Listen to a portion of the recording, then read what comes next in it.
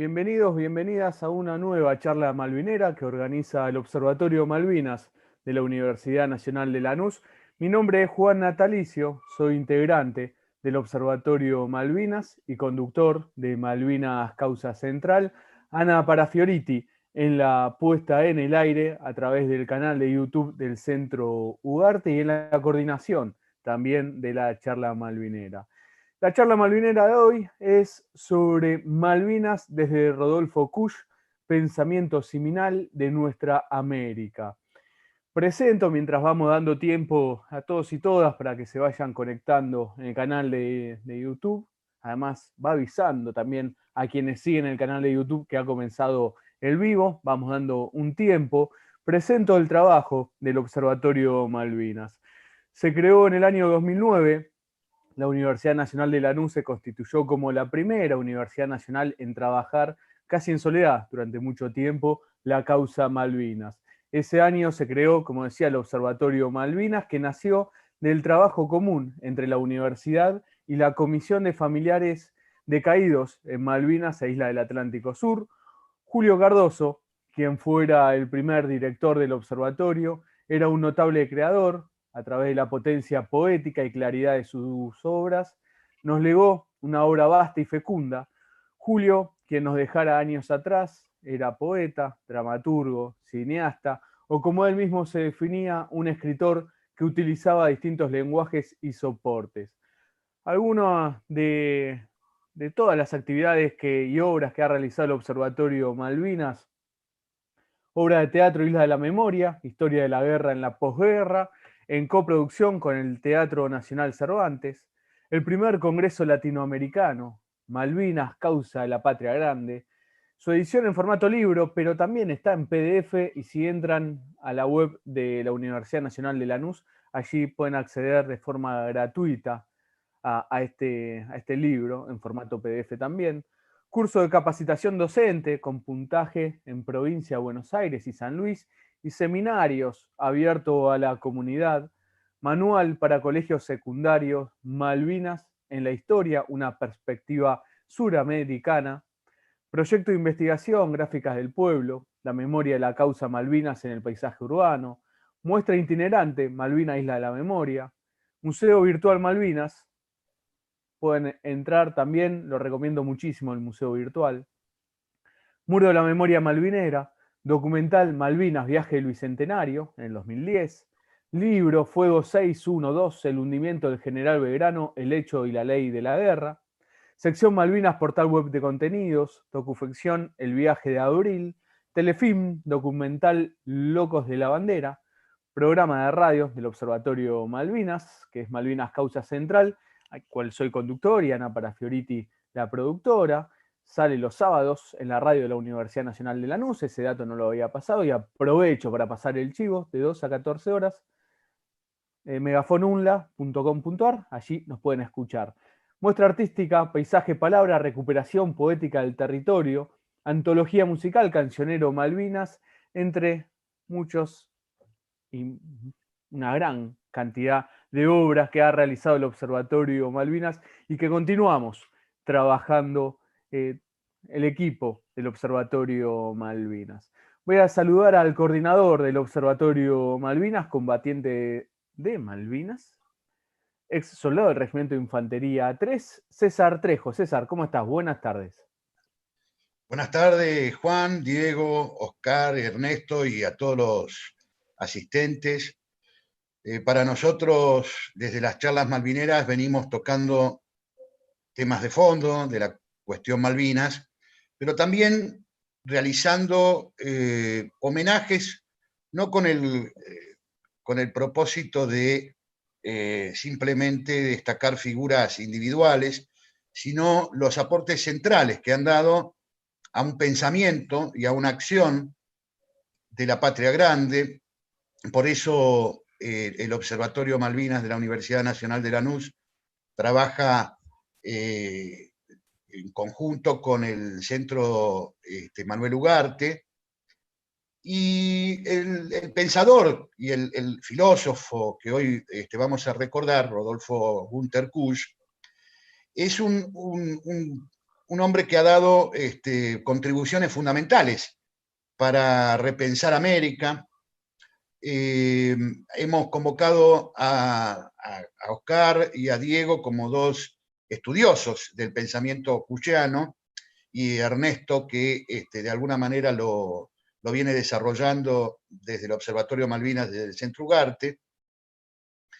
Y a muchos les parecerá raro que, si bien desde la perspectiva de Malvinas, Rodolfo Günter Kusch falleció mucho antes de la guerra y probablemente sea difícil encontrar textos de él sobre la causa Malvinas específicamente, pero sí quiero mencionar como advertencia preliminar que gran parte de la obra de Julio Cardoso, el primer director del Observatorio Malvinas, tanto su filmografía como sus escritos y su obra de teatro relacionada con Malvinas, está impregnada del pensamiento cuschiano.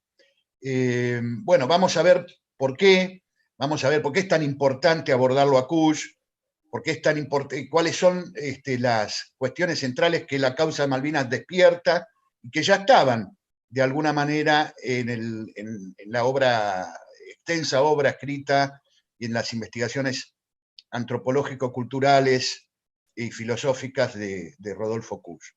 Así que bienvenidos, es realmente un placer. Hemos abordado a otros pensadores como Jorge Abelardo Ramos, y también vamos a abordar a otros pensadores en el futuro, como Alberto Metol Ferré, y hoy abordamos a un pensador medular del pensamiento americano.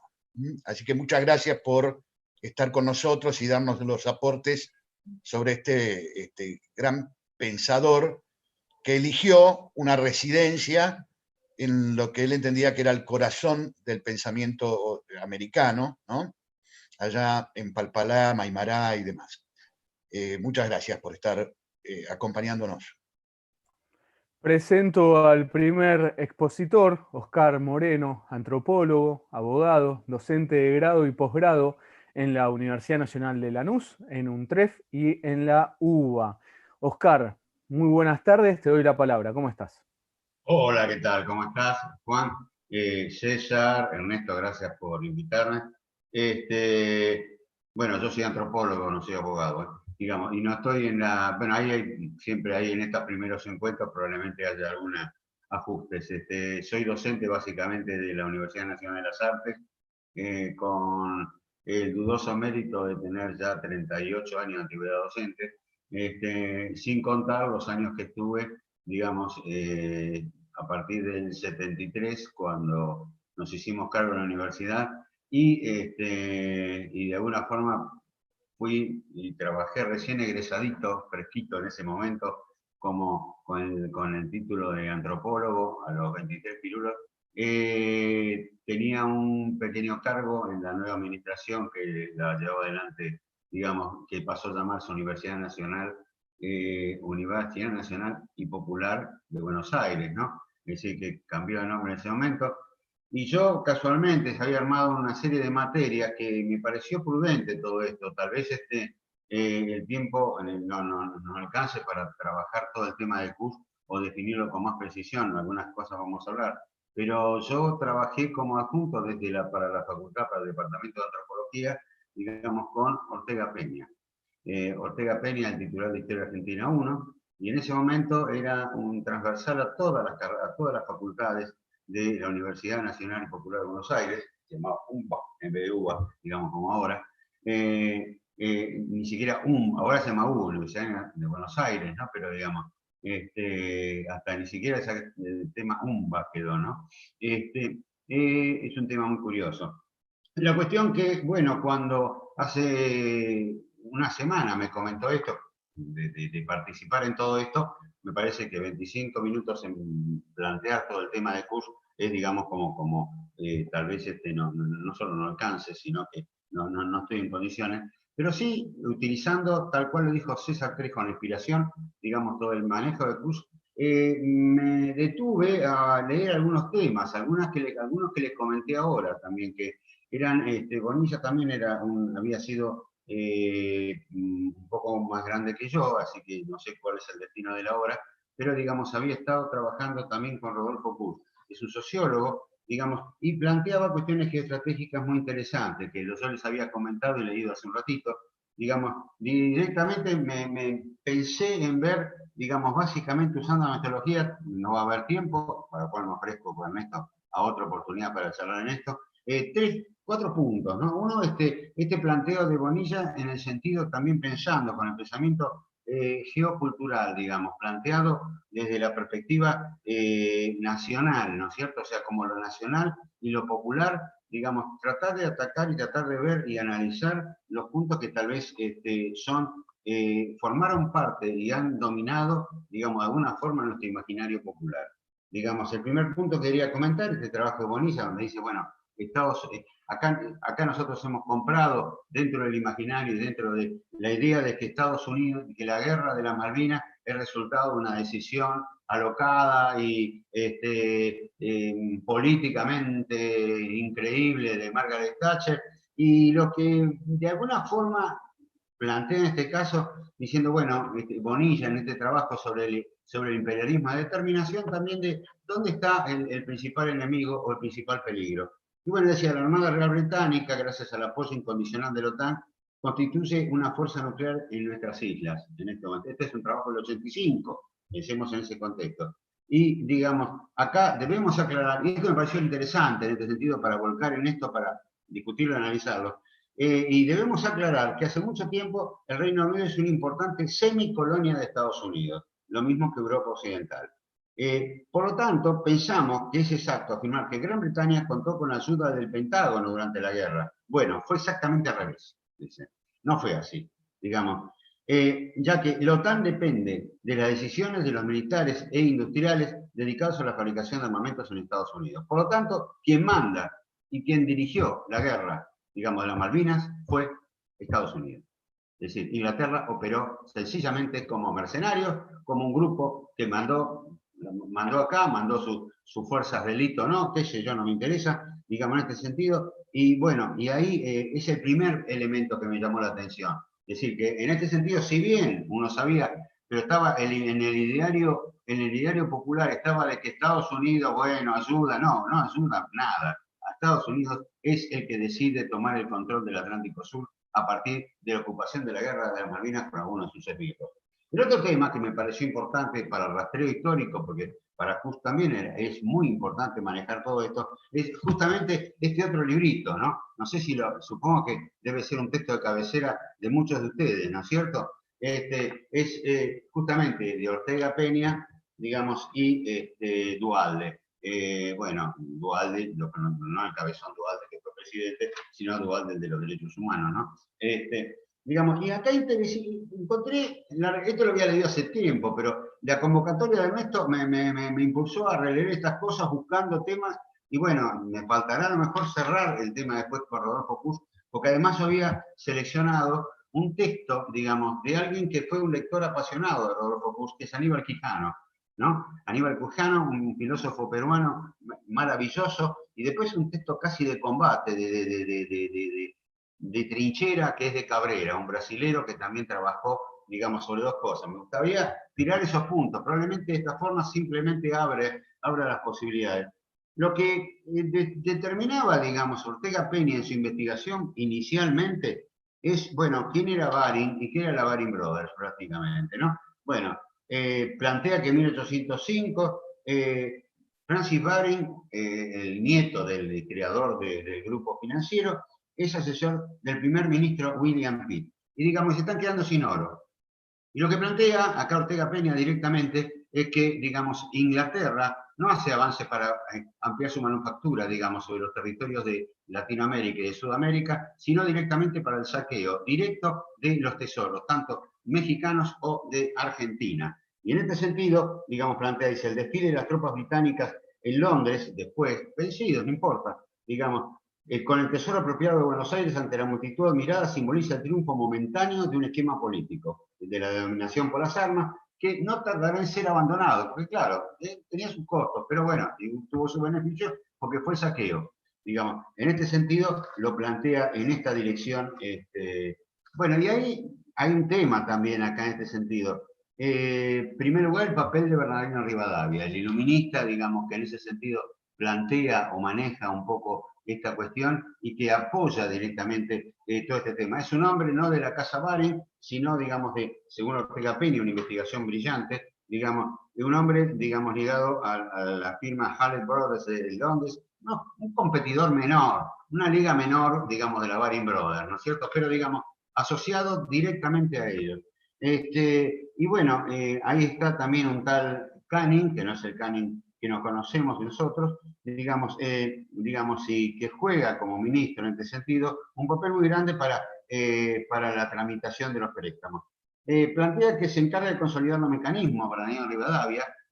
Siempre es interesante pensar, digamos, cómo Puig también planteaba con mucha sutileza la cuestión de que se necesita, digamos, agentes locales de alguna forma, alguien que exprese la sensación o la noción de un pensamiento europeo o ajeno, ¿no es cierto? Un ajeno y no formar una identidad propia. En este sentido, eso lo plantea con toda claridad Puig acá, digamos, lo que está planteando es, plantea los mecanismos de la Bernardino Rivadavia, digamos, ya 1822, plantea, digamos, cómo se va a incrementar la presencia de las finanzas británicas en el Río de la Plata.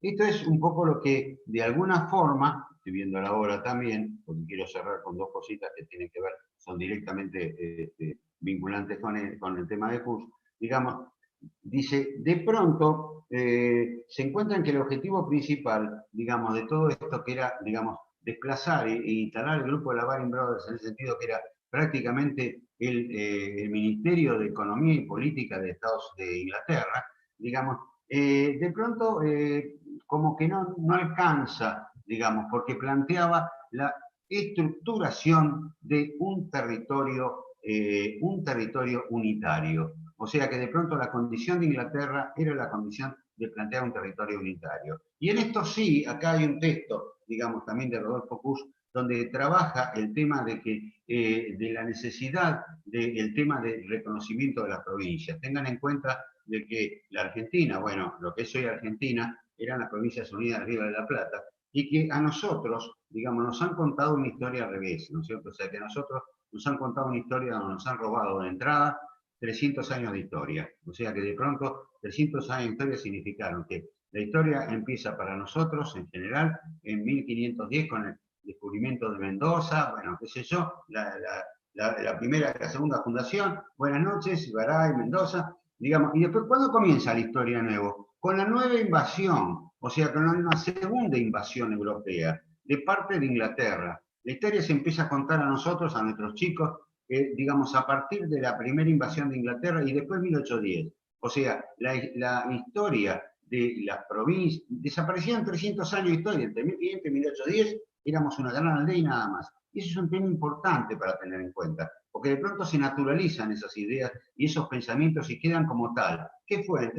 ¿Qué estaban los españoles? Y los españoles tenían el atraso, eran católicos, en fin, todo este tipo de cosas, y quedaba atrasado y quedaba en la nada todo ese pensamiento y se lo anulaba. Pero ¿qué pasaba en esos 300 años? Se desarrollaron las provincias.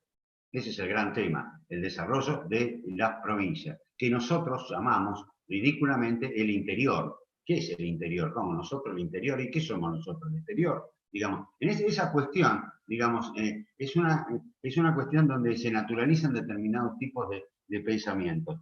Y bueno, Rivadavia dice, lo trata Ortega Peña bastante mal, obviamente, como corresponde, como, digamos, que trata de instalar toda esta cuestión. Digamos, hay una desconexión con la alta banca de la Baring, dice, bueno, sin embargo, impone la tarea de penetración británica. La máscara indiana, tras la cual aparece Santiago Wilde, digamos, en todos estos casos son personajes que van trabajando. Lo que me pareció, digamos, terrible, porque no tenemos, es el empréstito Baring, ¿en qué significó?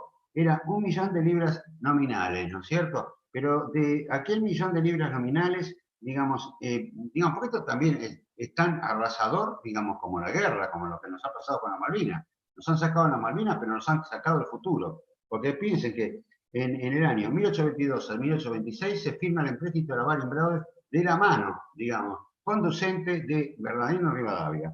Digamos, 1 millón de libras esterlinas, primer endeudamiento masivo en este momento de Argentina. Dice, bueno, de ese millón de libras, esto es terrible, digamos. Este mismo acuerdo le faculta prestar nada más que 700.000. Del millón ya desaparecen 300.000 libras. ¿Por qué? Digamos, bueno, en lugar de aquel millón nominal, pese a lo cual Buenos Aires quedaba endeudada por 1 millón.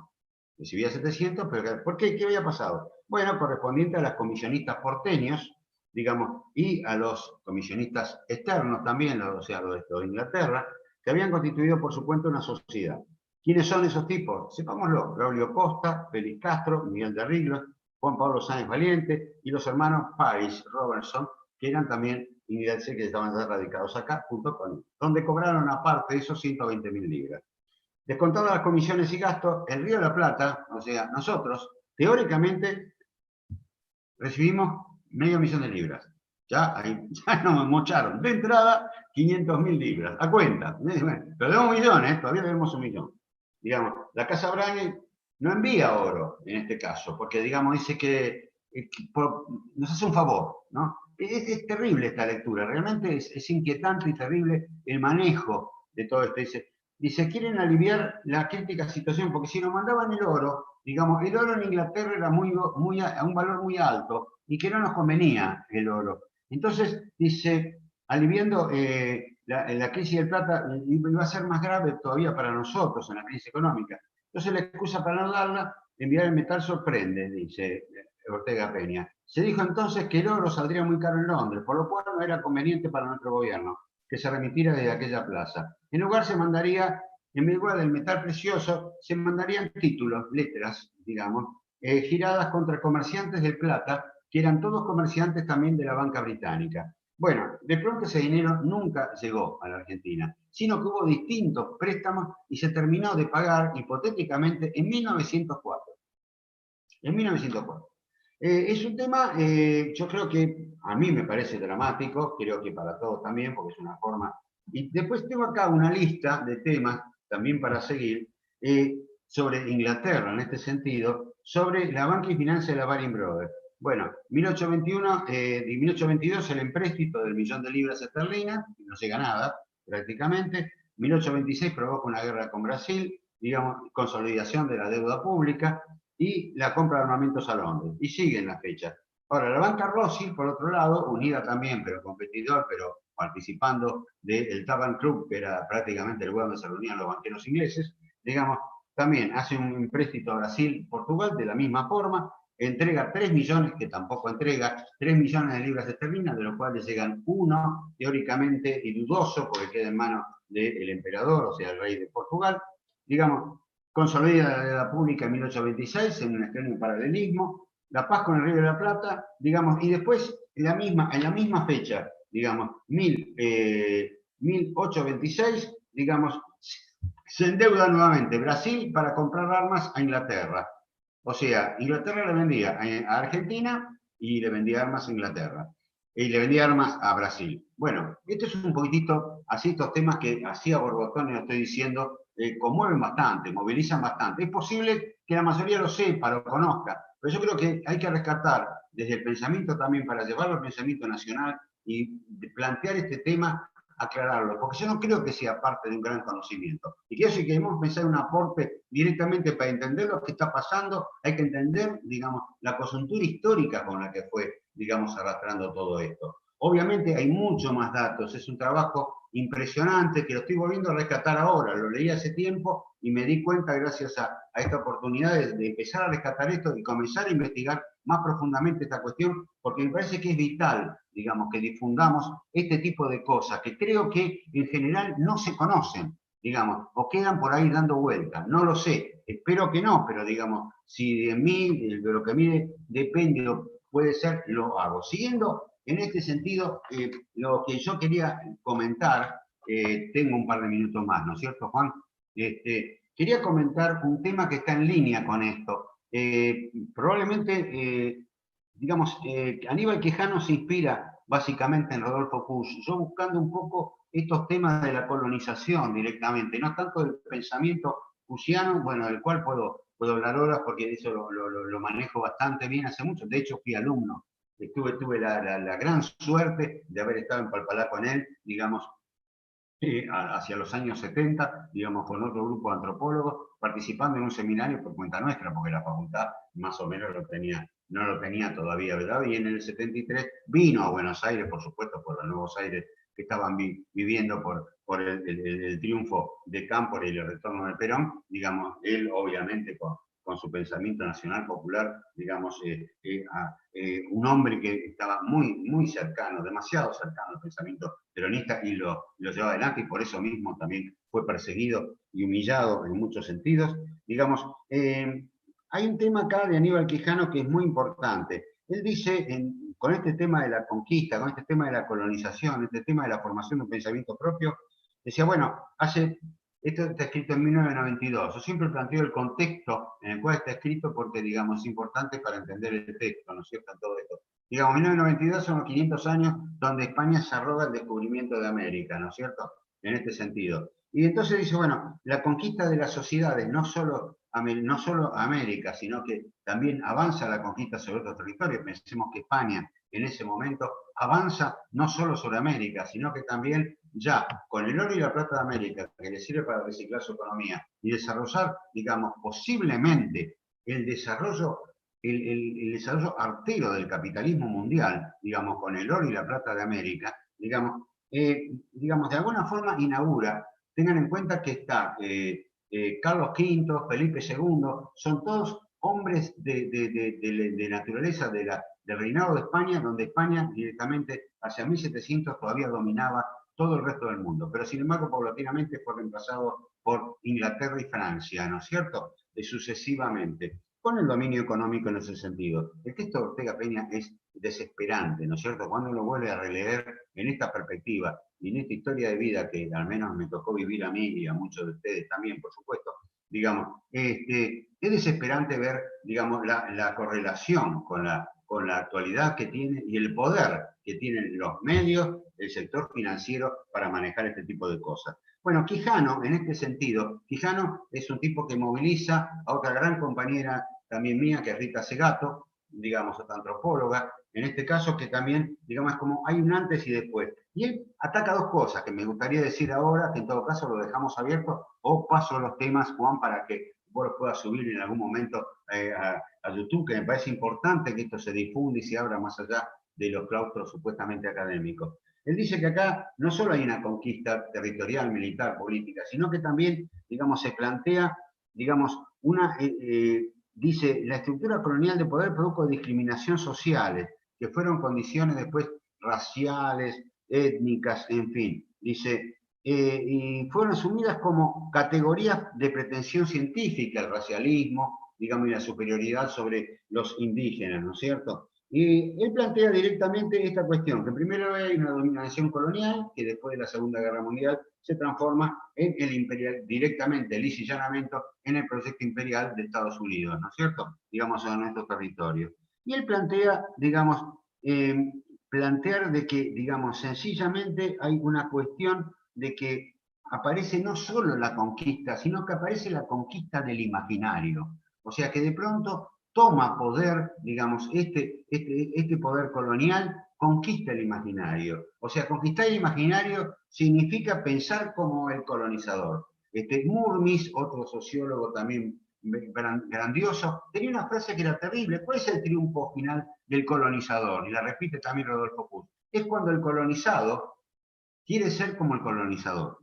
O sea, cuando el colonizado aspira a ser como el colonizador. Entonces, acá Quijano lo que plantea, digamos, dice que cómo se conquista, digamos, la colonización del imaginario de los dominados, digamos, en este sentido. Dice, la represión cayó sobre todo sobre los modos de conocer, digamos, sobre los modos de producir conocimiento, de producir perspectivas, imágenes y sistemas de imágenes. O sea que de pronto la colonización significó también la apropiación de los sistemas y los modos de conocer.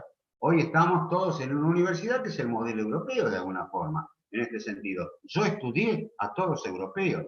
Tuve que leer de arqueología, tuve que leer textos en alemán, digamos, o sea, después a Lévi-Strauss lo tuve que leer en francés, digamos, o sea que de pronto hasta eso me imponía la facultad en ese momento en la Universidad de Buenos Aires, previa a del 73.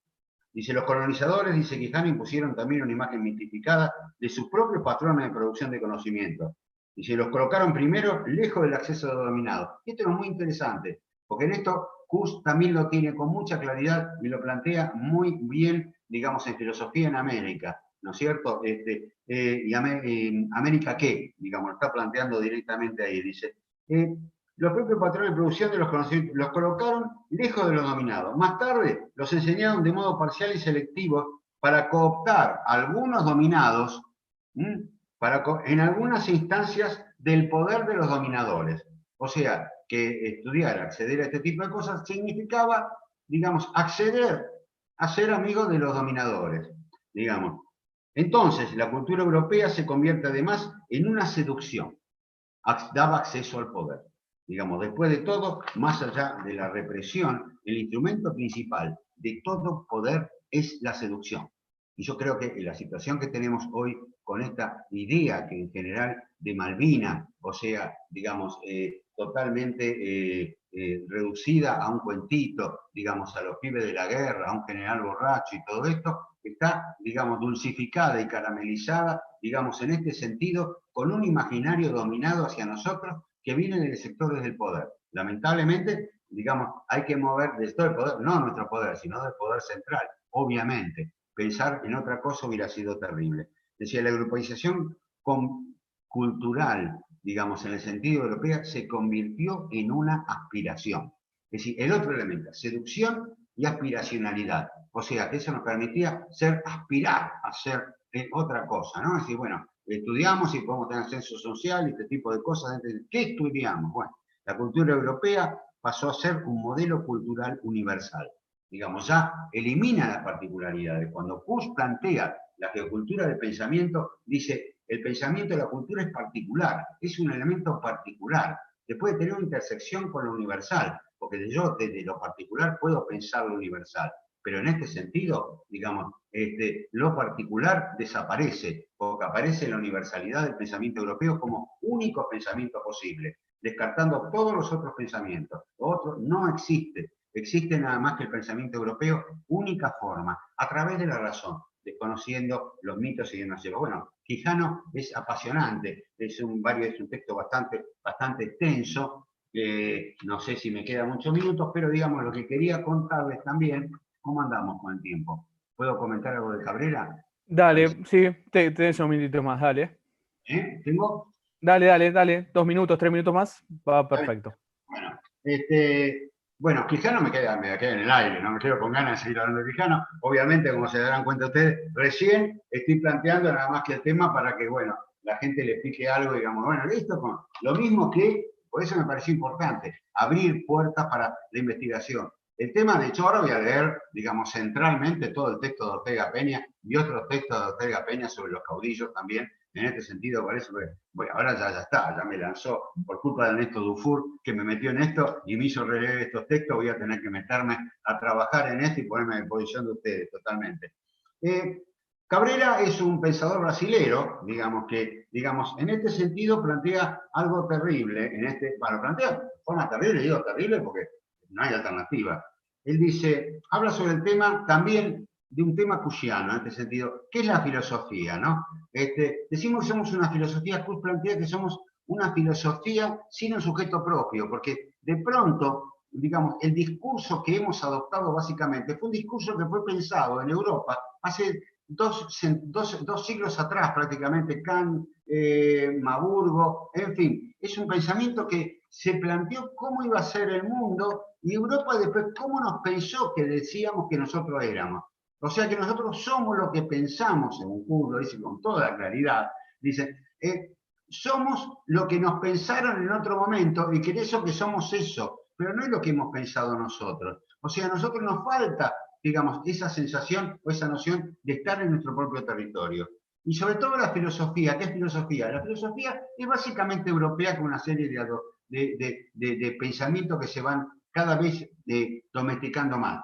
Tengo un texto que quedará para otra vez, que es Alberdi, que no sé cuántos recordarán y habrán leído Bases y Puntos de Partida para la Organización Nacional, porque es aterrador, digamos, es sencillamente aterrador. Es el triunfo del unitarismo, de la derecha, de los sectores más. Y bueno, releer a Alberdi es una cuestión casi revolucionaria a esta altura, porque no se puede creer lo que escribió. Pero bueno, hablando de filosofía, él dice que la filosofía americana, Kuhn está hablando en los años 60, con una situación mucho más dramática, no está tan repensado. Kuhn es uno de los que, junto con Carlos Astrada, digamos, es uno de los Res González, digamos, una serie de antropólogos, y Sobringer en Mendoza, digamos, son uno de los pocos que plantea la revisión y el planteo de lo que es una filosofía en América, ¿no es cierto? Digamos, Cabrera ya, bueno, obviamente tiene la suerte de haber leído a Kuhn, obviamente leyó a Kuhn tranquilamente todo esto, y plantea el tema lo mismo que plantea Kuhn, de alguna forma, pero con mucha más dramatismo, ¿no? Dice, filosofía es el tipo de pensamiento generado a partir de Grecia, y que Europa considera su propia forma cultural y la forma cultural universal. Se plantea Europa con la pretensión de que es el único saber del hombre que el invasor quiso imponernos como parte de dominación, digamos, y ganarle, digamos, en este sentido, y a través de este concepto de lo cultural, digamos, a través del pensamiento filosófico de qué somos, y Kuhn en ese sentido lo tenía bien claro, y donde plantea sistemáticamente y con una metodología terrible el ser y el estar, o sea, el ser europeo como un ser de la burguesía básicamente atada a las ciudades, y el estar como un estar, no un estar rural, sino como un estar americano, y que la confluencia de esos dos pensamientos podía llevar, digamos, a una nueva visión. Pero plantea Cabrera algo más dramático, que es lo que yo decía. El hecho de haber sido colonizados y educados por la cultura del dominador obliga a una elección dramática. Dice que todos los latinoamericanos, digamos, tenemos que enfrentar o total adaptación a la situación de colonización o abierta resistencia a ella, o posturas intermedias que habrá de descubrir, pero no existen. Dice, la perspectiva latinoamericana de pensamiento, entonces, está entonces marcada por una línea histórico-existencial inaugural. Invasión, colonización, bueno, y elección entre adaptación y resistencia. No hay alternativa de entre medio. Hay que tomar esa decisión. Y ahí cerramos un poco con el tema. También es evidente que otros países no tienen esta perspectiva, digamos, pasado esto, pero si hay una filosofía en América, dice, bueno, ahí está el tema. Específicamente el camino del pensamiento, dice Cabrera, no tiene por qué ser, y acá directamente lo cita Kuhn, dice, no tiene por ser crítico, argumentativo, teórico, abstracto. El camino del pensamiento podría ser narrativo, referencial, sagrado, concreto, icónico, dramático, digamos. Y en este sentido es la forma de pensamiento que establecía Rodolfo Kuhn en este sentido y en esta dirección. Pero esta cuestión de entre invasión, colonización y elección entre adaptación y resistencia digamos, es un cortafuego, ¿no? Básicamente, es algo que no podemos tomar opción. O tomamos una opción por lo que nos han dicho que éramos y seguimos en este sentido, o planteamos otra alternativa. Como decía, acá comentaba César, que evidentemente ha leído también exclusivamente a Rodolfo Kuhn, con la misma pasión que tenemos nosotros con esto.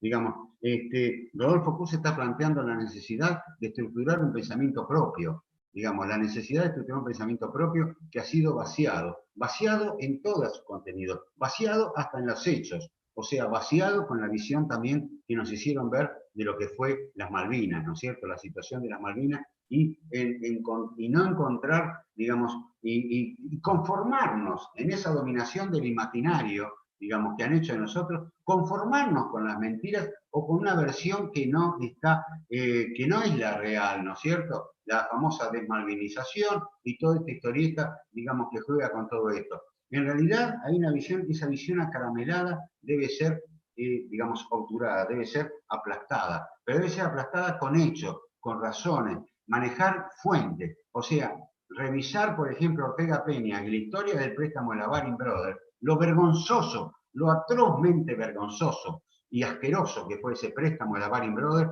digamos, plantea situaciones prácticamente en nuestra actualidad, de nuestra contemporaneidad, digamos, en el mismo aspecto, en la misma situación, en la misma dirección. Y ahí tenemos que focalizar también. Con eso vamos a consolidar el pensamiento de lo que significa Malvinas, en este sentido, la recuperación de nuestro territorio nacional. Digamos, en este sentido, digamos, me parece que ahí tenemos que buscar la forma. Obviamente, disculpen que diré, digamos, varias cosas así medio a borbotones en todo esto, pero digamos, me pareció que era importante plantear esto, no para plantearlo y dejarlo ahí, sino porque dije, bueno, me comprometo a seguir trabajando este tema, buscar bien la relación de pensamiento, digamos, de otros, por supuesto, elegí a Quijano, Cabrera y Kusch, digamos, en ese sentido, para ir trabajando en el sentido de alinear el pensamiento que tiene que ver con la tarea maravillosa que están haciendo ustedes, ¿no es cierto? Y ponerla a disposición. Bueno, no sé, obviamente hay muchas más cosas para hablar, porque te quedan 2 minutos y yo creo que ya me tomé más de 2 minutos, en ese sentido.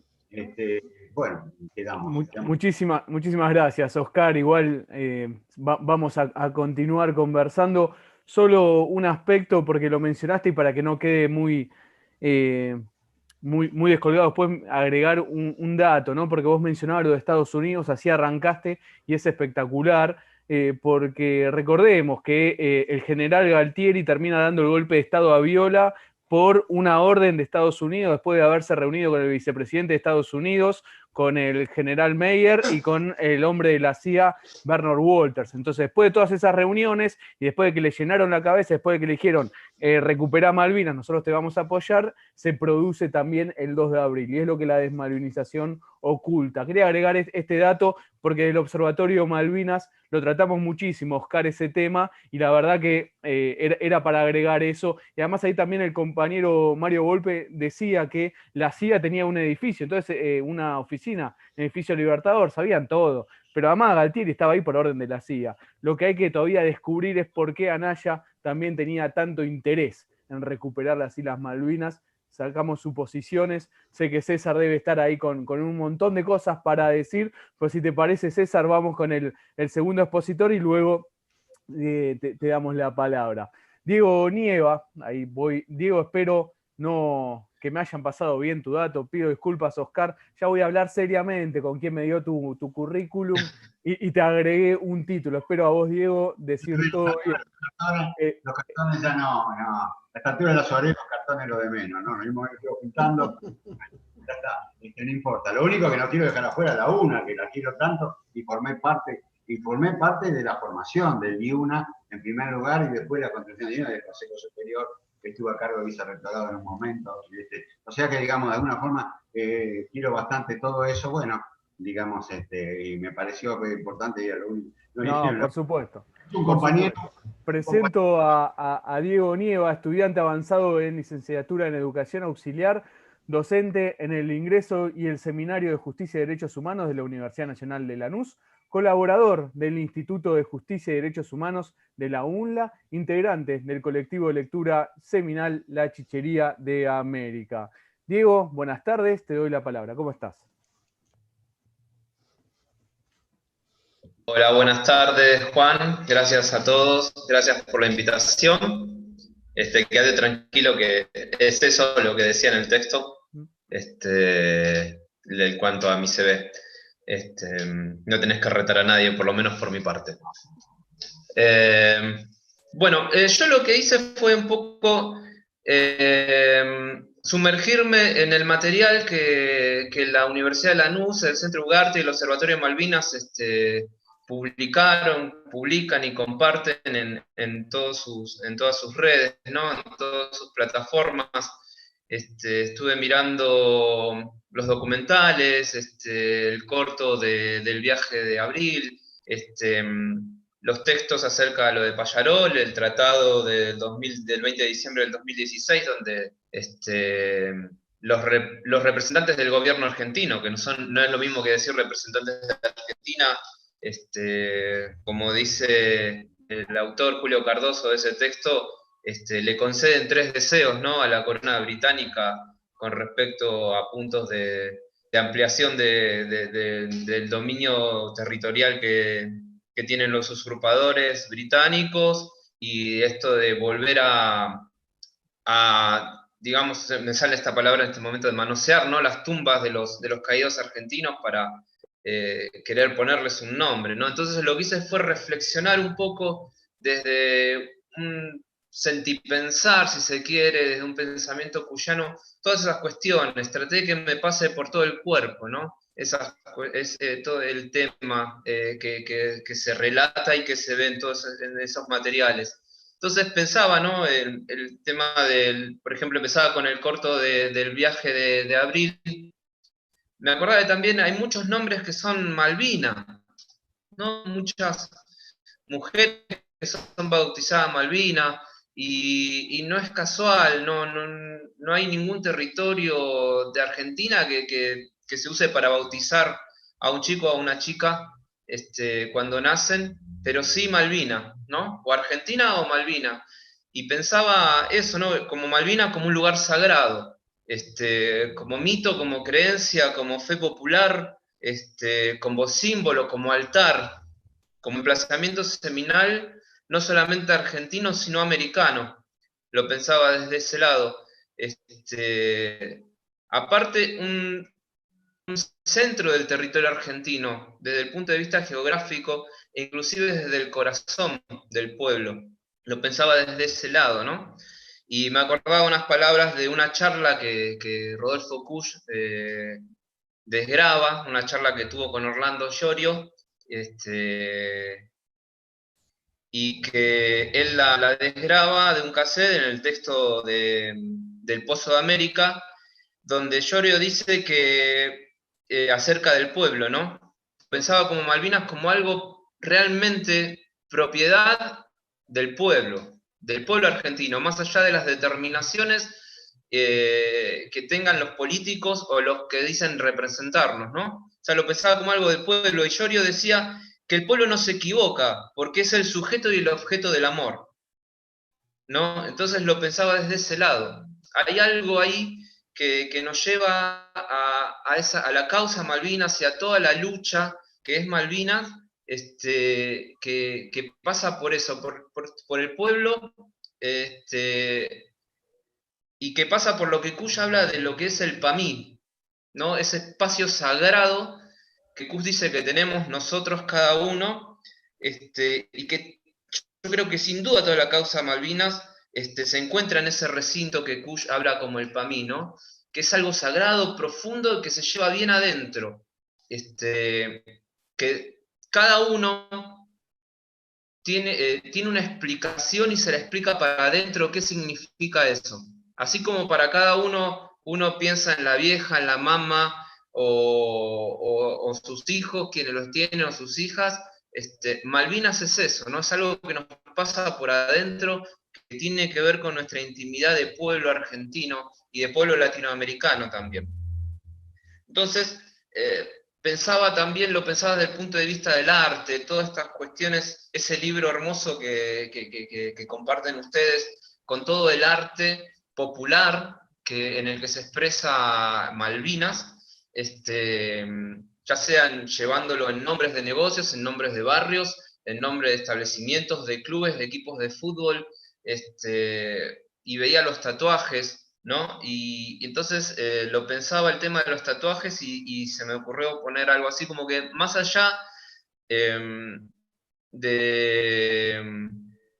del tema, ¿no? De la ubicación de los tatuajes, ¿no? De ese análisis que se hace, ¿no? Que en ese documento, ¿no? Que dice que en la espalda es como la carga y misión nacional, cerca del corazón como una expresión de amor, como sentimiento, como una marca de coraje, ponerle el pecho a Malvinas, dice, ¿no? El documento. En los brazos como fuerza y resistencia, en las piernas como pilar y fundamento de la causa, siempre en movimiento. Lo pensaba también como lo que es un tatuaje en sí mismo, ¿no? Es algo indeleble, pero como diría Kusch, tiene un sustento de la piel para adentro. Si bien entra desde afuera, pero traspasa la piel. Yo tengo un tatuaje, y es eso, ¿no? Lo tenés ahí, no lo podés borrar, te traspasó la piel, lo tenés de la piel para adentro, pasa para tu interior, ¿no? podría decir que Malvinas es una causa, un sentimiento, un símbolo argentino y latinoamericano que se nos grabó atravesándonos la piel de manera imborrable. Y que a diferencia de otras cosas que nos podamos tatuar, que nos podamos tatuar, Malvinas no necesita explicarse. Difícil o realmente alguien te pregunte acerca de un tatuaje de Malvinas, ¿qué significa, no? Lo pensaba de eso, ¿no? Vos te haces un tribal, o te pones, hay gente que se pone su nombre en otro idioma, o lo que sea, una imagen, lo que sea, tenés que terminar explicando qué es. Vos ves una imagen de Malvinas, ya sea un casco, el mapa, la palabra Malvinas, incluso el volveremos, o prohibido olvidar, y todo eso, no tenés que explicar nada. Viene alguien y se va a sacar una foto con vos, vos vas a querer sacarle una foto, sabes qué significa, sabes que cuando la compartas, el que la vea va a entender de qué estás hablando. Entonces, creo que eso es muy fuerte, por lo menos para mí me pasó por ese lado. Después, siguiendo pensando en el arte, ¿no? Me gustaría compartir para saber que la gente que está mirando la transmisión pueda saber de qué estoy hablando. Me gustaría compartir la foto de la rosa de Pallaroch, que la tengo acá en una solapa abierta.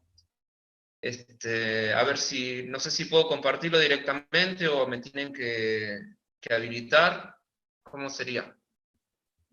Ahí creo que te estoy habilitando, ¿eh? A ver, probá. A ver, voy a probar. Si no, avísame, ¿eh? A ver si ahí se ve. ¿Se ve? No, espera, a ver. Siempre tarda un poquito. Sí. Pero ahí está. Está visible bien. Entonces, con respecto a la rosa de Pallaroch, ¿no? Que Diego, lo único ahí hay. él mismo dice problema acerca de la rosa, es una obra, ¿no? Entonces pienso que este artista ya le puso una función, que no es representar Malvinas, ¿no? Sino que lo pensaba como, es una rosa que habla de sí misma y se representa a sí misma. Y miraba el origen, ¿no? De esta rosa, que él cuenta que él eligió una rosa que él culpió previamente tras la muerte de Lady Di, ¿no? Que es una figura monárquica británica. Entonces, pensaba, él elige esa misma expresión para hablar de Malvinas. ¿No? Y pensaba, cuando Kush dice que, lo pensaba como lo que Kush habla de un arte de producción, ¿no? Y no de creación. De ahí que todas esas rosas, porque hizo varias rosas, es un arte de placer y de forma. Y que mientras estas rosas se afincan en una estética del arte, las expresiones artísticas de las que hablaba, ¿no?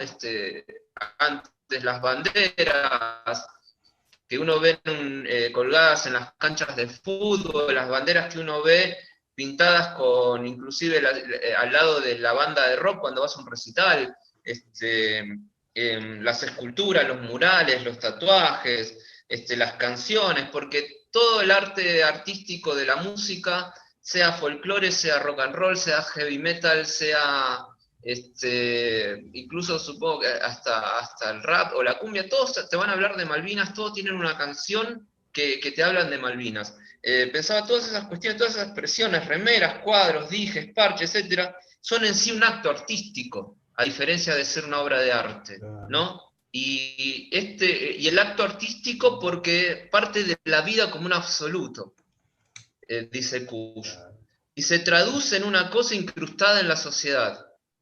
O sea, esas esculturas, esas obras de arte, esas expresiones del acto artístico, están incrustadas en la sociedad.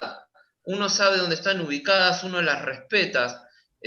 Jamás las vas a ver o vandalizadas o ultrajadas, son casi un altar. Difícilmente veas un monumento a Malvinas que esté vandalizado o que sea maltratado o que lo tapen con algo. Es un lugar privilegiado que tiene dentro del campo popular y dentro de la sociedad. me parece. Ernesto, sí, levantaste la mano, creo que querías decir algo. No, te estoy aplaudiendo, que suscribo plenamente lo que está diciendo. Perdón. Eh, por eso pensaba también, estaba pensando en miraba el viaje Ahí, Diego, del Bicentenario cuando viajan al emplazamiento del monumento de Darwin, ¿no? Ese viaje que hacen familiares de los caídos, excombatientes, creo que hay tripulantes del General Belgrano en una ocasión, creo que un viaje que queda trunco, que no los dejan ingresar también. Y cuando, o sea, y veía todo eso, las historias que contaban, cómo sus hijos o sus hermanos contaban, bueno, me tengo que ir, me tengo que venir a preparar porque me llamaron o porque me van a llamar, abril de 1982, o cuando contaban cuando les comunicaron que sus parientes cayeron defendiendo esa porción de tierra de nuestro país, de los invasores. Pensaba todas esas historias cuando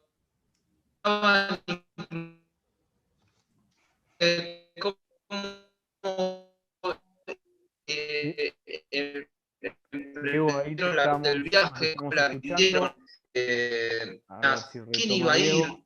el recorrido que hicieron con la Virgen de Luján por todo el país, que era la imagen que iban a llevar para poner en el cementerio.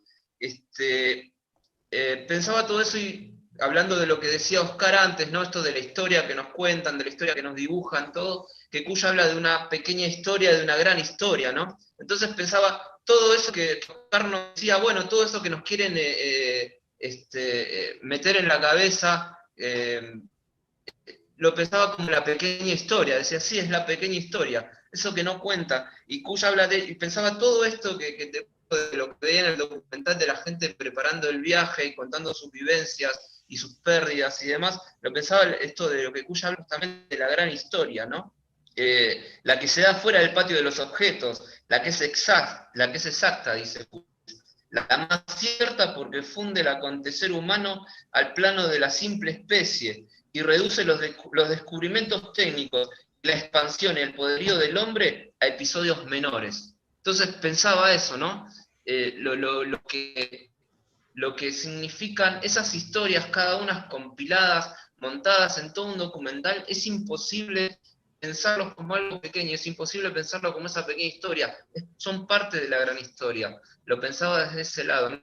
Es imposible no emocionarse mirando esas historias, poniéndose en la piel de cada uno de esos protagonistas que te cuentan cómo llegaron esos tripulantes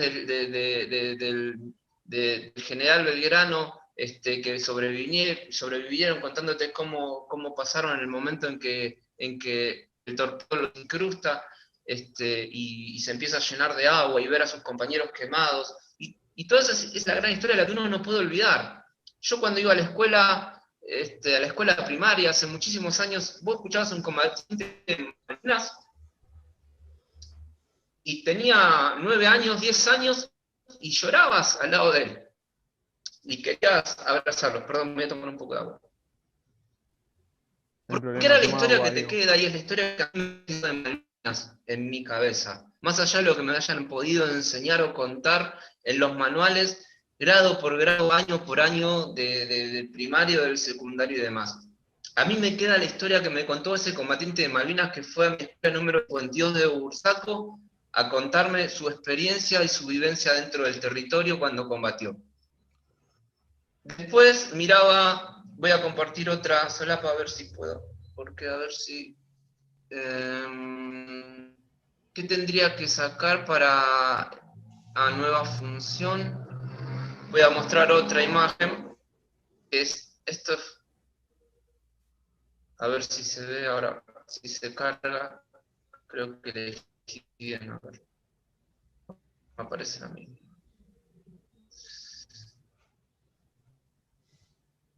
¿Cómo tendría que salir de acá? Perdón. ¿Cómo hago para cambiar la imagen? Eso es lo que no sé. Mové, si no, la bolilla del mouse, a ver si se mueve la imagen. Si no, ¿cuál es? Es una A ver, para. de las Ah, páginas. acá, ahí está. Ahora sí, creo que sí. Ahí está, sí. Bien. El texto bueno, que Julio Cardoso, también que comparten ustedes, el texto de Julio Cardoso, Retrato del régimen dominante, ¿no? Entonces, lo pensaba, que en ese texto se describe todos los símbolos que Weber define como dominio legal, ¿no? Ese es el tratado que hace los representantes del gobierno argentino el 20 de diciembre del 2016, junto con los representantes del gobierno británico, donde Julio Cardoso dice, el gobierno argentino le concede 3 deseos, ¿no?, a la corona británica, ¿no?, que son expansión territorial, tienen que ver con derechos de explotación de las riquezas que hay en el territorio, y el tercer punto, el punto 3, que es volver a meterse con los caídos, con nuestros combatientes enterrados ahí ahora, para volver a identificarlos, y Argentina, el gobierno de Argentina cede a todo eso, ¿no? Entonces, esto que habla del dominio legal que se puede ver durante la firma de este tratado, ¿no?, entre los funcionarios, yo pensaba que además de descubrirse todos esos símbolos de poder legal, de las posturas físicas que tienen los protagonistas de las fotos, que analiza Julio Cardoso, y él también después describe cómo hasta los cuadros colgados en esa oficina recuerdan el origen del dominio, ¿no? Dice Julio Cardoso. Entonces, a mí me gustaría centrarme en la parte del texto que narra la cuestión del cementerio de Darwin, donde descansan los 123 compatriotas argentinos. ¿No? Cardoso describe cómo la comisión de tumbas de guerra del Commonwealth, ¿no?, que dicen que poseen una gran experiencia, porque obviamente son un gobierno expansionista que vive de guerra en guerra, entonces obviamente lo que les sobra es experiencia de enterrar muertos de guerras. Cómo esta gente realizaron el traslado masivo de los restos de los caídos argentinos que estaban enterrados en los propios campos de batalla, y que muchos estaban identificados en sus tumbas, y que esta gente, esta comisión, pasando por encima de los convenios de Ginebra, violaron la intangibilidad de esas tumbas, ¿no? Entonces yo pensaba que, claro, ¿cuál podría ser la desesperación, el apuro que deberían tener estas personas especializadas en tumbas y demás, para hacer eso, ¿no? Porque lo que hicieron fue desenterrar todos los cuerpos y llevarlos a un único lugar, ¿no? Entonces, claro, pensaba, esas tumbas diseminadas por gran parte del territorio de Malvinas son un símbolo. Y son un símbolo que para esos habitantes implantados en Malvinas es insoportable. No lo podían soportar. Creo que pasaba por eso, ¿no? Entonces, esas tumbas son mucho más que un símbolo. También pensaba, esos lugares de tumba tenían una función superior. Era sagrado. Les quitaron los nombres, los agruparon en un solo lugar y pretendieron convertirlos en NN, ¿no? Porque si bien se sabe quiénes están sepultados ahí, porque fueron identificados, creo que por el grupo argentino forense, argentino forense, creo que es así, ¿no? ¿Verdad? Las cruces están sin identidad, sin identificación. No se sabe a quién le corresponde cada cruz, cada una de esas cruces. Entonces pensaba en la intención de encerrarlos, de correrlos de sus sepulturas originales y ponerlos en un único lugar, lejos de la ciudad, donde no pueden verlos, ¿no? De la ciudad del centro de Malvinas, ellos no lo querían ver, es un lugar bajo, que es difícil de visualizarlo, ¿no? Pero yo pensaba que no les salió, creo que no les salió como esperaban, ¿no?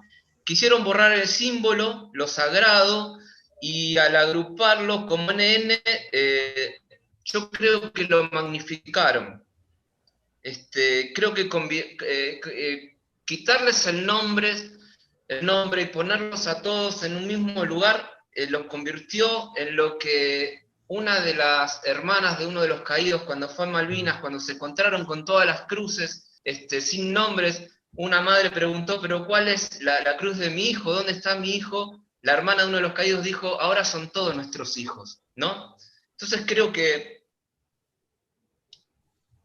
ese intento de dar la existencia de los 123 combatientes, de nuestros 123 compañeros en ese lugar, los convirtieron en todos son nuestros hijos, ¿no? Como dijo aquella hermana. Entonces, pensaba en un sinónimo, ¿no? En una alegoría que se suele usar para hijo y es semilla, ¿no? Pensándolo desde el Kush, desde el pensamiento seminal, pensaba cuál es la palabra que uno usa cuando uno tiene un hijo, es una semilla, ¿no? Entonces creo que cuando esta chica, esta hermana dice, todos son nuestros hijos, ¿no? Creo que también está diciendo, todas son nuestras semillas. Creo que en Malvinas hay 123 semillas del pueblo argentino que se magnificaron y que van creciendo y que seguramente, indudablemente, innegablemente, más allá del esfuerzo que puedan hacer por ponerles NN, por hacer lo que quieran, van a terminar dando fruto dentro del territorio latinoamericano, si se quiere. Malvinas es parte del territorio latinoamericano, ¿no? Creo que ese es el símbolo que hoy se erige en Darwin, ¿no? Y es el que más, creo que dentro de esa tranquilidad que hay en esta foto que muestro, ¿no? De estos señores firmando papeles en la comunidad de una mesa, creo que ese es el símbolo que más los persigue, que más los apura, ¿no? Por eso la desesperación de ese artículo 3 o de ese punto 3, ¿no? De reconocerlos, porque tratan de volver atrás de lo que ellos mismos provocaron, que es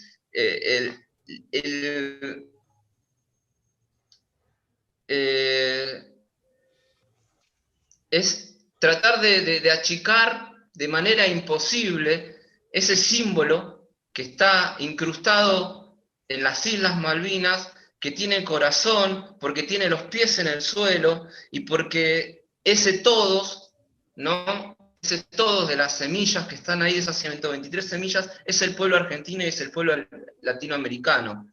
Y los intereses y los sirvientes de ellos, que son esos representantes del gobierno argentino, lo saben y le temen. Por eso la desesperación del punto 3, de identificar cada cruz a manera de extinción. Por eso también vandalizan el cementerio, se volvió sagrado y se llenó de semillas.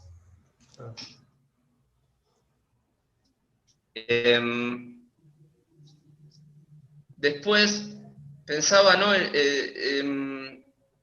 Esto del acto artístico como un absoluto, ¿no? Como la vida, el absoluto, y se traduce en todas estas cuestiones.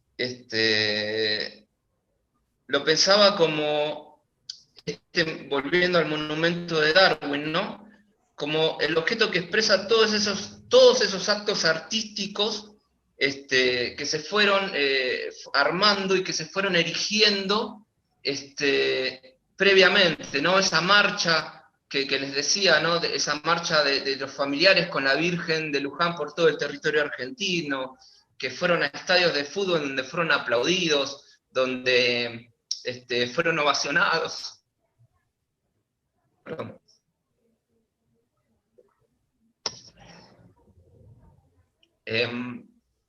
El proceso de la selección de la piedra con la que iba a hacerse el monumento, ¿no? Que se iba a llevar hasta las islas, el significado que tiene de esa piedra que no se separa, que cuentan en el documental, ¿no? Y todo eso, ¿no? Las sueltas de flores en el mar, cuando quedó trunco el primer viaje, ¿no? En barco, las sueltas de flores en el mar, en las orillas de las islas, en el lugar donde fue hundido el crucero General Belgrano, ¿no? son todos un gran acto artístico, sacraliza la causa, le da presencia al pueblo y dice por todos lados, prohibido olvidar y volveremos. Y eso es lo que le hace dar miedo a los británicos. Por eso también este tratado, ¿no? Con esos 3 puntos de ampliar, de espacio para ellos, por eso la desesperación de llevar más aviones, de llevar más buques, de poner más armamento, de poner más personal en el lugar, ¿no? Y demás, o sea, de hacer más grande el arma, ¿no? De hacer más grande la herramienta, ¿no? Y lo pensaba como eso que el tamaño del objeto, ¿no? Que es ese armamento, es directamente proporcional al tamaño del miedo que les genera esas semillas que están en Malvinas. Creo que ese tratar de hacer crecer el objeto que es el arma, que es el armamento británico en las Malvinas, es lo único que hace es mostrar el gran miedo que le tienen a eso que ellos mismos provocaron, ¿no? Y que creo que el pueblo argentino tomó la posta, eso es lo que pensaba, ¿no? Entonces Malvinas es eso, es causa, es lucha, que se traduce en todo un cúmulo de manifestaciones artísticas que forman parte de la cultura popular. Y detrás de esa cultura, o mejor dicho, debajo está siempre el suelo, que se trata de un lastre, como dice Kush, en el sentido de tener los pies en el suelo, a modo de un punto de apoyo espiritual, pero que nunca logra fotografiarse porque no se lo ve. Kush dice, ese suelo, así enunciado, que no es cosa ni se toca, pero que pesa. Malvina no solamente es el punto geográfico, es casi el centro geográfico de todo el territorio argentino. Es, en palabras de Kush, el domicilio. Es el domicilio en el mundo del pueblo argentino y latinoamericano. Cultura significa lo mismo que cultivo, dice Kush. Y en este caso, el de Malvinas, sabemos bien que cultivar, sabemos bien que cultivar. Sabemos bien dónde está la semilla. Y como dice Kush, será preciso voltear a quien la está pisando. Y como le dijo aquel brujo en Tiahuanaco a Kush, pensemos también que esa semilla está en nosotros y nosotras.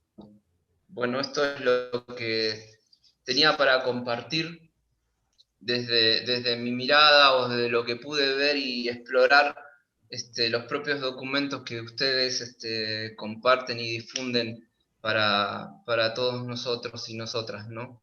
Y bueno, me pasó por eso, por el pensar, les pido perdón si me quebré o algo, pero bueno, es algo que, si bien yo no tengo ningún familiar que haya ido a Malvinas, es algo que a mí me pasa por adentro igual. Bueno, gracias. Muchas gracias, Diego. Muchísimas gracias. Excelente exposición. Te pido, por favor, si dejas de compartir la pantalla. A ver cómo haría.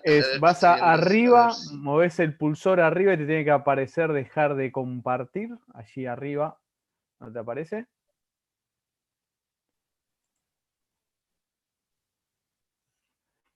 Tengo nueva función. A ver si... No, arriba te tiene que aparecer cuando moves el pulsor en el centro, en el medio de la pantalla. Arriba no te aparece un dejar de compartir en rojo. ¿No? Sí, perdón. Ahí ahora está. sí. Ese mismo. Ahí está, bárbaro. Gracias. Muchísimas gracias. Diego, excelente exposición. César Trejo, coordinador del Observatorio Malvinas. Ernesto Dufour, geógrafo e integrante del Observatorio Malvinas y del Centro Ugarte. Ambos están aquí en la sala del Zoom. ¿Quién toma la palabra, César o Ernesto? Yo voy a decir algo breve, cortito, y ya le doy la palabra a César. Primero agradecerles a Diego y Oscar por las coordenadas vitales donde ubicaron la causa Malvinas. Y lejos, Diego, de pedir perdón por la emoción, agradecerte la emoción, porque lograste ir a los núcleos ético-míticos, dirá Kush, de lo que representa la causa Malvina para el pueblo argentino a través de esa emoción. Hablaste no como representante de la academia, de una carrera, de un saber tecnocrático, racional, de una razón universal, occidental, sino hablaste como expresión del estar americano, del pueblo argentino, y eso se agradece profundamente. Dos cosas sobre Kush. En mi condición de geógrafo incluso, nosotros en la UNLA somos, como bien saben, una universidad latinoamericanista, malvinera, y me atrevo a decir que también cuyana. Como dije en alguna oportunidad en el evento que me invitaron los compañeros de la chichería, éramos cuyanos y no lo sabíamos, digamos. Y bueno, en el pensamiento americano, en el pensamiento nacional latinoamericano, hay un fuerte desarrollo profuso y muy fecundo del revisionismo histórico. Es decir, esa operación político-intelectual de desarmar las determinaciones de poder que operan a través del relato historiográfico, ¿no? Y yo, en mi condición de geógrafo formado en la UBA, formado en la matriz universitaria tradicional, dentro del racionalismo abstracto occidental, podemos decir, siempre me llamó la atención. ¿Y por qué no hay un equivalente en esta disciplina? ¿Por qué no hay un revisionismo geográfico? Si tiempo y espacio, lo sabemos, no pueden pensarse como compartimentos estancos, sino que solo se entienden en extrema imbricación. No hay tiempo sin espacio, no hay presente sin presencia. En la realidad se da todo junto. En la forma de compartimentalizar el mundo de las disciplinas de la academia occidental se separa, ¿no? La geografía, la historia, la economía, la política, etcétera, etcétera. Pero en la realidad está todo junto, en el estar está todo junto, ¿no? Entonces, bueno, yo lo que encuentro en Kush es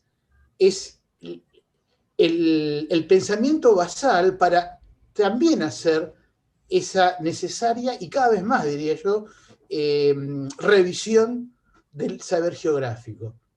Kush, en un libro genial que trajo a colación tanto Oscar como Diego, Geocultura del Hombre Americano, rompe con esa idea que tenemos tan inserta desde nuestra más tierna infancia acerca de que el espacio es un mero contenedor de cosas. El espacio como un soporte físico donde apenas se montan otros procesos, cuestiones definidos en otras esferas. Y en Geocultura del Hombre Americano, Kush entiende al suelo lejos de una cosa, lejos de su, o mucho más allá y más acá de su crasa fisicidad. El suelo, como bien hizo referencia Diego, es el sostén existencial, el punto de apoyo existencial. Necesitamos estar prendidos al suelo para no seguir cayendo. Justamente pone trae a colación, pone en su obra, nos trae en un primer plano aquello que fue cercenado por la razón occidental, por el absoluto occidental y todas sus determinaciones del poder. Dice Kush en esa obra, brillante, luminosa, el estar en el suelo, estar prendido al suelo, es el lugar del acontecer de lo sagrado, que nos permite reparar y restituir la violencia del absoluto occidental que se nos impone y de todas sus determinaciones de poder. Pensaba esto cuando Diego traía a colación la riqueza simbólica existencial del cementerio argentino de Darwin. Estar prendido al suelo. Los caídos están prendidos al suelo y a través de los caídos toda la comunidad argentina estamos prendidos a nuestro suelo, como una forma de resistencia y de defensa ante esas determinaciones de poder del absoluto occidental, ¿no? Entonces, los espacios geográficos, dentro de este revisionismo geográfico, o algunos espacios geográficos, son, en definitiva, espacios existenciales. ¿Y quién decide? ¿Quién prescribe que un espacio u otro es nuestro espacio existencial? Distinto al concepto de espacio vital ratzeliano que tomaron los nazis, ¿no? Espacio existencial. ¿Quién lo decide? No lo decide, no lo prescribe ni la academia, ni los geógrafos, ni los cartógrafos. Ahora, a propósito de la discusión del debate sobre el mapa continental y el nuevo mapa que incluye los espacios marítimos, los políticos, como dice Julio en algunos de sus textos, ni siquiera tampoco los veteranos de Malvinas. ¿Quién lo decide? ¿Quién decide que un espacio es existencial? Lo decide el pueblo, la comunidad. Es el pueblo, la comunidad, que envista determinados espacios en su carácter sagrado y mítico.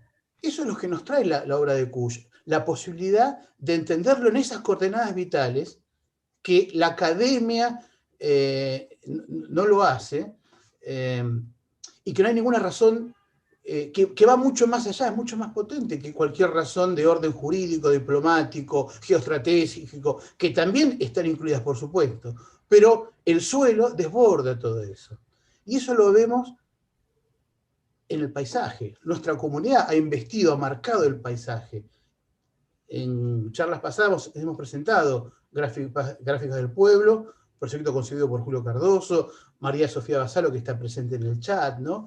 ¿Cómo nos damos cuenta? ¿Cómo nos damos cuenta de esa carga sagrada y mítica? El paisaje. Malvinas es porque está, ¿no? Entonces, bueno,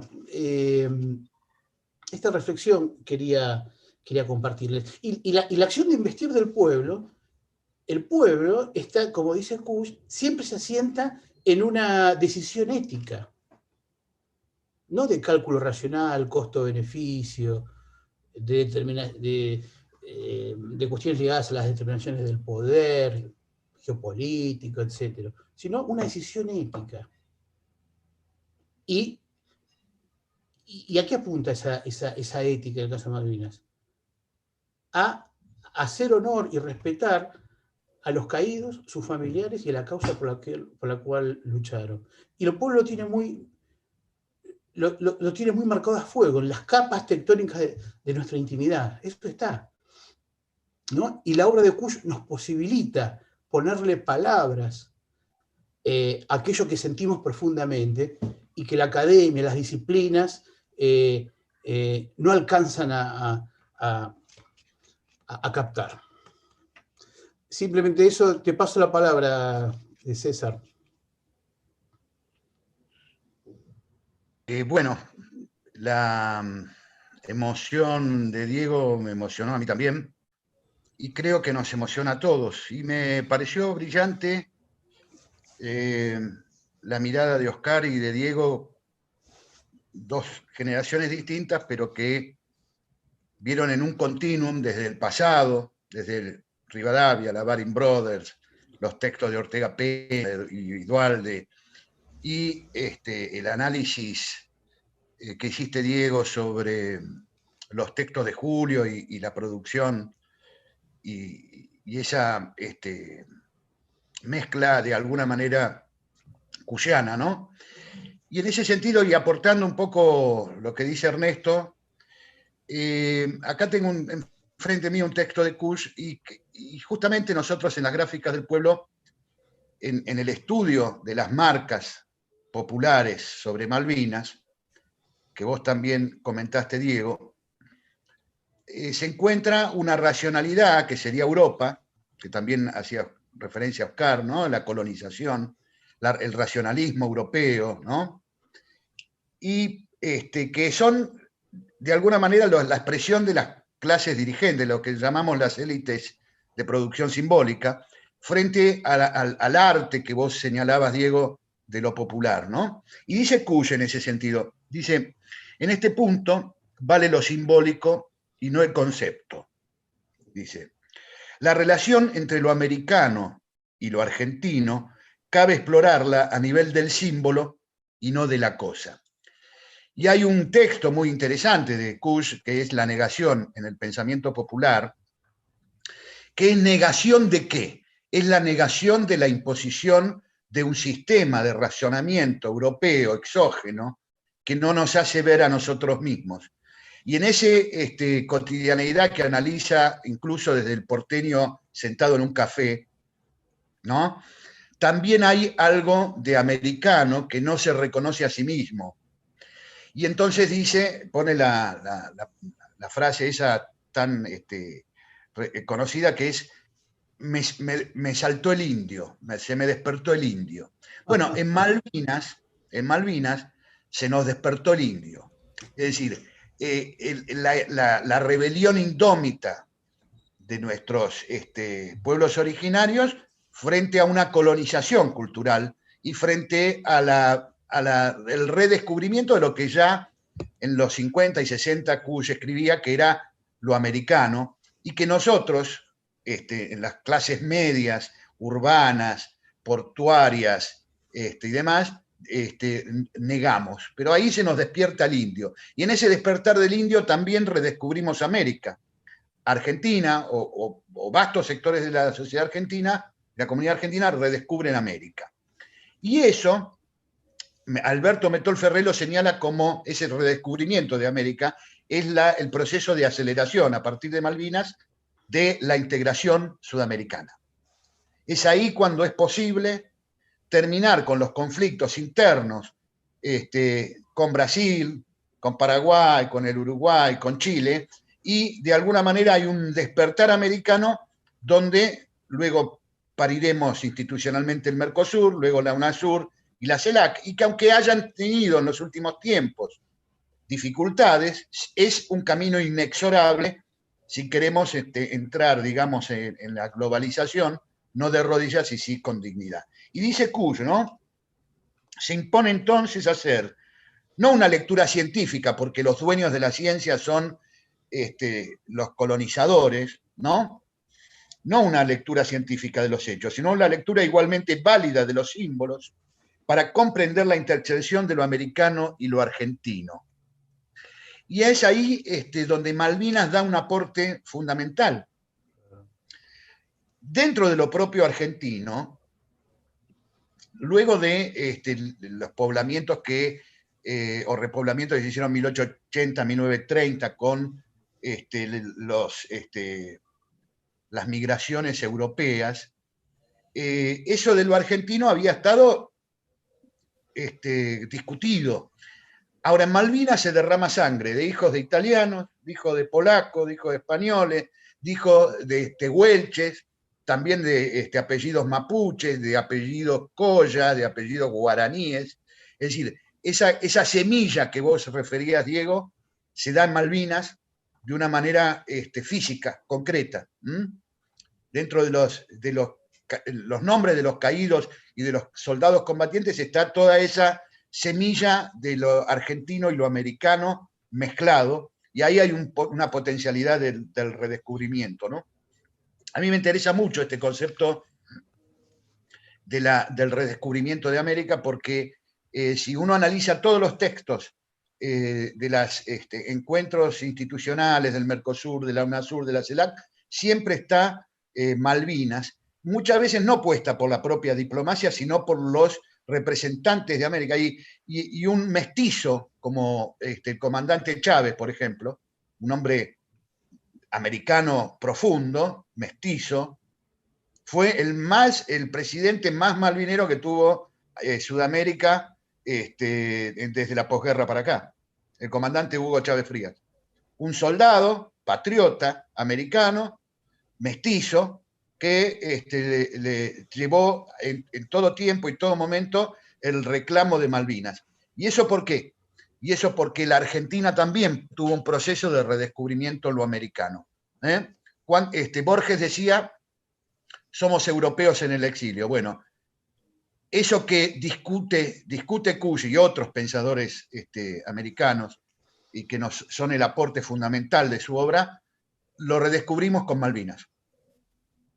Lo redescubrimos en los hechos, en un hecho histórico trascendente, que trasciende, por supuesto, la intencionalidad de los circunstanciales dictadores o los que protagonizaron o condujeron los hechos, lo trasciende absolutamente, y se impregna con un sentido absolutamente emancipatorio en los pueblos, no solo en nuestro pueblo, que deja tantas marcas, sino en todos los pueblos americanos.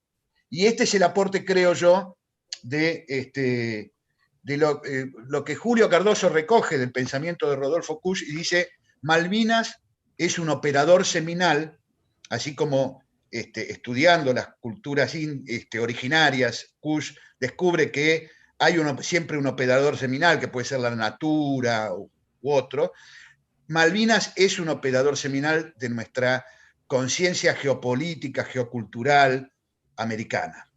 Me parece que Malvinas, además de lo físico, del territorio concreto, del territorio de las Islas Malvinas, la Georgia, la Sandwich, de la Antártida, de los mares, del mapa y demás, es una metáfora, es un operador seminal que ilumina hoy, en el presente, todo el proceso emancipatorio que bien empezó describiendo Oscar y que terminó describiendo Diego, de las nuevas formas, las viejas y las nuevas formas de colonialidad. Y Malvinas nos pone frente a esa disyuntiva nuevamente de resistir al poder colonial, de emanciparnos, de tener una insubordinación fundante, como dice otro gran pensador contemporáneo, Marcelo Gullo, o de sucumbir como esclavos de las nuevas colonialidades de las corporaciones transnacionales que están detrás de los intereses de Gran Bretaña y Estados Unidos. Oscar, me parece que habías levantado la mano, ¿querías decir algo, Oscar? Sí, un tema que me cierra de la exposición de Diego, que fue brillante, lo acaba de decir César también. Hay un concepto que me quedé pensando con esa cuestión de tierra y de territorio, ¿no? Planteando de geocultura, todo esto. Hay un concepto cusiano que tiene que ver con el pensamiento seminal, que es la fagocitación. O sea, esa semilla que está, digamos, en ese territorio sagrado, que es donde están nuestros queridos combatientes. En este sentido, digamos, es un lugar que va a generar, digamos, un espacio simbólico para reconstrucción, en un orden simbólico, es decir, de demostrar que vamos a fagocitarnos, digamos así, ese concepto, digamos, ese concepto occidental y ese colonizador. Tarde o temprano va a pasar, digamos, el núcleo ético-mítico, digamos, planteado en este sentido, digamos, Kusch lo tiene muy claro, y creo que nos va a ayudar a pensar este tema y ser difusores de toda esta cuestión. O sea, el concepto de fagocitación no es menor, es la intersección entre lo particular y lo universal, pero desde América. Ese es el punto, es de nuestra posición. Claro. Una cosita quería agregar al aporte de Oscar. Efectivamente, dice Kusch, el estar fagocita el ser. El estar, el suelo, es lo que nos permite no sucumbir ante las determinaciones del poder del ser occidental, ¿no? Entonces, claro, la importancia de tener en cuenta esta perspectiva de los espacios geográficos de nuestro estar, ¿no? No son cosas, no son un elemento más en el patio de objetos. Estar aferrado a nuestra comunidad no es algo propio de nacionalistas trasnochados que toman a los territorios como fetiches, ¿no? Tantas cosas que escuchamos en los medios, en las aulas, etc. No. Tiene que ver con esto de estar prendido al suelo, porque el estar fagocita al ser. El estar es el lugar del acontecer de lo sagrado, de lo propio, del poder seguir viviendo y superviviendo, ¿no? Entonces, bueno, esto es importante, ¿no? Porque muchas veces esta ancestralidad, este orden mítico y sagrado, lo identificamos y lo percibimos con una valoración positiva desde el ámbito académico, ¿no? De ciertos ámbitos del progresismo, etcétera, referido a comunidades indígenas, pequeñas lugares, la lucha por la tierra en determinadas localidades, de la lucha por el propio espacio vital, ¿no? La lucha por la tierra, etcétera. Pero eso mismo, esa misma ancestralidad, esa misma dimensión simbólica, mítica y sagrada, no la podemos reconocer de estos sectores, ¿no?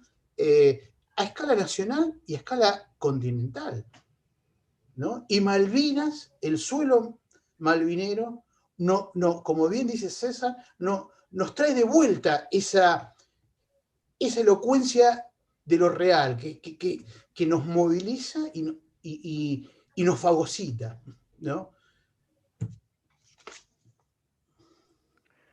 Bien, aprovecho y saludo a todos y todas que están en el canal de YouTube, a Juan Francisco Numa Soto, fuerte abrazo al compañero, a Fernando Héctor Grumblat, a Mario Volpe, a Laura Titoni, a CB, a Leonardo Delgado, a Ricardo Flores, otro compañero que está todos los jueves, fuerte abrazo.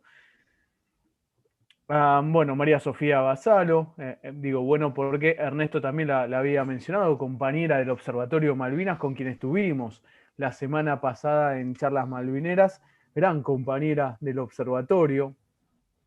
A Juan Membrana, fuerte abrazo para Juan, que participó en el conflicto del Atlántico Sur, siendo piloto de la aviación naval argentina. A Fernando Héctor Grumblat, ACB, ya lo pronuncié, a Mario Volpe también, a Ari Montero, al profesor Mariano Quena, fuerte abrazo también para el compañero, a Valeria Braido, sigo buscando, bueno, espero haber mencionado a todos, Darío Walter Núñez, Ricardo, creo que mencioné a todos, por lo menos a quienes escribieron aquí en el chat. Así que muchísimas gracias a todos y todas por estar del otro lado. No sé si alguno de los compañeros que está en la sala quiere agregar algo o vamos finalizando esta charla malvinera. Excelente charla malvinera. La verdad que aprovecho y agradezco a todos por la excelente exposición de cada uno de ustedes. ¿Alguno que quiera agregar algo? Diego, Oscar, no. Ernesto, bueno, César, ¿te parece, César? Sí, yo Sí, quería Diego, decir dale. que... perdón. No, yo quería decir para cerrar la reflexión que venía haciendo Oscar, César y Ernesto, es un poco esto, ¿no? De pensar el estar en América, creo que va a ser sin duda a partir del pueblo y a partir de la gran historia que es propiedad del pueblo argentino y del pueblo latinoamericano. Creo que es el camino correcto, es el único camino seguro para poder, desde el suelo que habitamos, recuperar no solamente el territorio malvinero, sino la identidad americana, la identidad americana toda, para todos y todas. Me parece que ese es el lugar seguro y concreto que tenemos, que es el pueblo y la gran historia, que la escribe con sangre y con vida entera el pueblo. Muchas gracias, Diego. Ahí el compañero CB me aclara, César Pelsic, espero haberlo pronunciado bien, César. Muchísimas gracias. César Trejo, si te parece, vamos finalizando este gran encuentro de charla malvinera el día de hoy. La verdad que aprendí, por lo menos en lo personal, muchísimo, así que agradezco a todos una excelente exposición de cada uno de ustedes. La verdad que muchísimas cosas para meterse de lleno, inclusive con Kush y seguir estudiándolo, investigando y aprender muchísimo. Así que se agradece muchísimo por esta cátedra que nos han dado hoy. César, para finalizar. Bueno, agradecerles y tomarles la palabra. No los vamos a... Somos más seguidores que Perro de Sulky, así que los vamos a estar comprometiendo a dar sus contribuciones, porque son muy necesarias. Oscar, Diego, los felicito, les agradecemos enormemente. Simplemente decir, sí, es verdad, el pueblo es la fuente de la verdad y de lo americano, pero en algún momento también tendremos que construir unas élites, unas dirigencias, unos representantes que estén sintiendo, pensando y representando genuinamente eso que es el sustrato popular. Tiene que haber una coherencia. En algún punto, cada vez más, mejor y de más profundo, en donde los dirigentes sean cada vez más representantes genuinos del acontecer del pueblo. Porque tenemos que tener esa dirigencia que haga y gobierne para lo que sienten y quieren los pueblos, ¿no? Muchísimas Bueno, gracias. hoy tuvimos una buena noticia con eso, César. Perdón, que bueno, el gobierno británico creo que va a empezar a emitir cartas a Cancillería porque sienten que se está desandando caminos que venían haciendo, ¿no? Por parte del gobierno actual, ¿no? De la gestión actual. Así que es una buena noticia que me gustaría compartir, que hoy vimos en los diarios, ¿no? Que están un poco nerviosos porque el gobierno actual está desandando caminos en cuestiones de Malvinas. Ojalá Así es, sean Diego. cosas profundas, permanentes, y para eso tenemos que generar más conciencia. Así que ustedes han sido un aporte singular. Gracias, Ernesto, por traernos la presencia con los dos amigos de ese gran pensador como es Rodolfo Kusch. César Trejo, coordinador del Observatorio Malvinas, Ernesto Dufour, integrante del Observatorio Malvinas, Diego Nieva, Oscar Moreno, muchísimas gracias a los dos expositores por la charla que nos han dado en el día de hoy. Los invitamos a todos y todas, jueves que viene, a las 18 horas, en una nueva charla malvinera.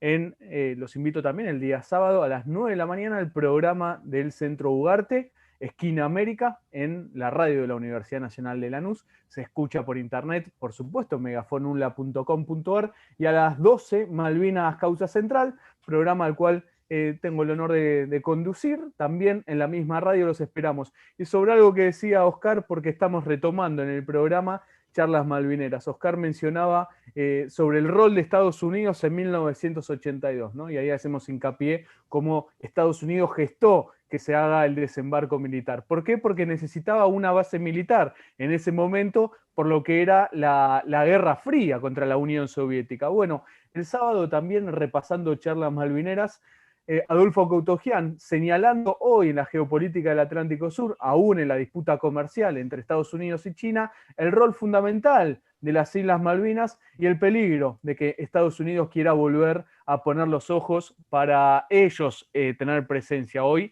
es presencia de la OTAN, ¿sí? Socio, hermano, padre, madre de Estados Unidos, hijo menor, hijo mayor, todo es, ¿no? Caminan juntos de la mano en el imperialismo, bueno, de ya muchísimos años. Pero en fin, sobre este tema también de Charla Malvina, Adolfo Coutojian y César Lerena hablando sobre esto, que Oscar hoy también lo mencionaba y era muy importante, así que también fundamental, para pasar todo el chivo completo y que me escuchen, Malvinas Causa Central, nada más. ¿Está mal? No está mal, compañero. No, bien, por Dios. Bien, bueno, agradecemos a Ana Parafioriti que está en la puesta en el aire a través del canal de YouTube del Centro Ugarte. Será hasta la semana que viene. Chau, muchísimas gracias.